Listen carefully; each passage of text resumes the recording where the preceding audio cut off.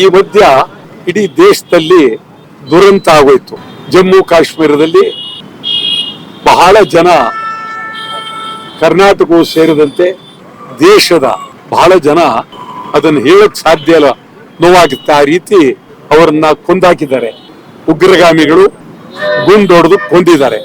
ನಮ್ಮ ನೆಲದಲ್ಲಿ, ನಮ್ಮ ದೇಶದ ನೆಲದಲ್ಲಿ ಗುಂಡನ್ನ ಹೊಡೆದು ಕೊಂದಿದ್ದಾರೆ. ಈ ಉಗ್ರಗಾಮಿಗಳು ಮಾಡಿರುವ ಈ ಕೃತ್ಯವನ್ನ ಇಡೀ ನಾಡು ಸಂಪೂರ್ಣವಾಗಿ ಖಂಡಿಸಬೇಕಾಗಿದೆ. ಖಂಡಿಸ್ತೀವಿ. ನಿಮ್ಗೆ ಹೇಳೋದಾದ್ರೆ ಅವತ್ತೇ ಅದರ ಬೆಳಿಗ್ಗೆನೆ ನಾವು ಬೆಂಗಳೂರಿನಲ್ಲಿ ಸಭೆ ಮಾಡಿ ಖಂಡನೆ ಮಾಡಿದ್ದೀವಿ. ಇಲ್ಲೂ ಅದನ್ನ ಹೇಳ್ತಾ ಇದ್ದೀವಿ.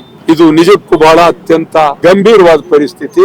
ಅವರಿಗೆ 10 ಲಕ್ಷ 5 ಲಕ್ಷ 3 ಲಕ್ಷ ಭಿಕ್ಷೆ ಕೊಟ್ಟಂಗೆ ಕೊಡ್ತಾರೆ. ಅದಲ್ಲ, ಅವರಿಗೆ ಗೌರವಯುತವಾಗಿ ಅವರ ಇಡೀ ಜೀವನದ ಪ್ರಶ್ನೆ, ಅವರು ಯಾರು ನಂಬ್ಕೊಂಡಿದ್ರು, ಅವ್ರ ಮನೆಗಳ ಪರಿಸ್ಥಿತಿ ಏನು, ಮಕ್ಕಳ ಪರಿಸ್ಥಿತಿ ಏನು, ಇದೆಲ್ಲವನ್ನ ನೋಡಿ ಗಂಭೀರವಾಗಿ ಅವರು ಎಂದು ಕಣ್ಣೀರಿಡಬಾರದು. ಆ ರೀತಿ ಕೇಂದ್ರ ಸರ್ಕಾರ, ರಾಜ್ಯ ಸರ್ಕಾರ ನೋಡ್ಕೊಳ್ಬೇಕಾಗಿದೆ, ಮಾಡ್ಬೇಕು.